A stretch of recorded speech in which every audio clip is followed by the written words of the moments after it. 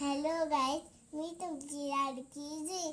तर आज मी सांगणार आहे गोष्ट.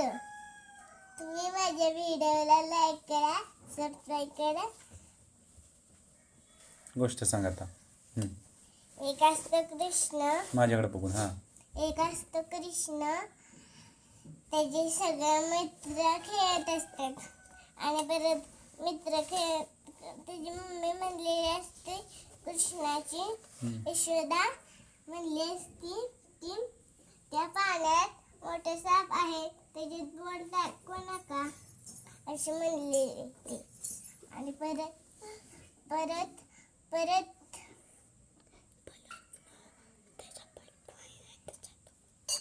त्याच्यात जातो बोल काढायला,